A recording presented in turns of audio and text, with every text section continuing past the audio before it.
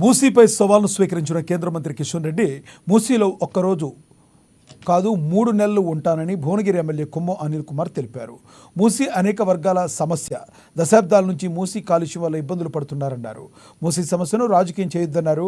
మూసీ నిర్వాసితులకు double bedroom ఇళ్లను కేటాయిస్తున్నామని, సబర్మతి కోసం మీ ప్రభుత్వం వేలాది మందిని ఖాళీ చేయించలేదా అని నిలదీశారు.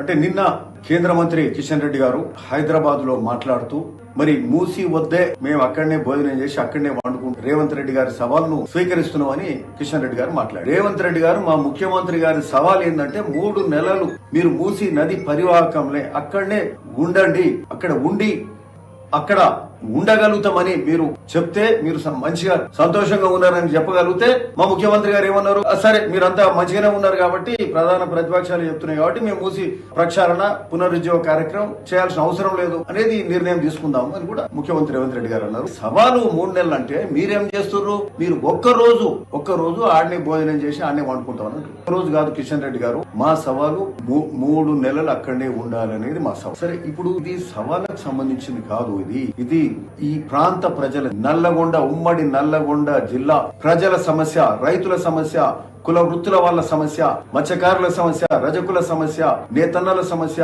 రైతు కూలీల సమస్య, కాలుష్యమైన నీళ్లు ఈ ప్రాంతం గుండా పోతుంటే అనేక మంది ఏళ్ల నుంచి దశాబ్దాల నుంచి ఇబ్బంది పడుతుంటే దీన్ని రాజకీయం చేయకండి అని పదే ఉమ్మడి నల్గొండ జిల్లా వాసులు మొత్తుకుంటున్నారు. హైదరాబాద్ లో మూసీ నది పరివాహక ప్రాంతం వెంబడి కూడా లక్షలాది మంది బతుకుతున్నారు. తెలంగాణ ప్రతి ఇంటి నుంచి కూడా హైదరాబాద్ లో ఎవరో ఒకరు ఉంటారు. ఇంతమంది లక్షలాది మంది కోట్లాది మంది ఇబ్బంది పడుతుంటే దీని మీద మా ముఖ్యం అనేక పార్టీలు అందరూ కూడా మాట్లాడినరు. ఈ రోజు చేస్తామంటే దీన్ని రాజకీయం చేసే కార్యక్రమం చేస్తారు. కిషన్ రెడ్డి గారు, ఈ రోజు మా సవాలు 3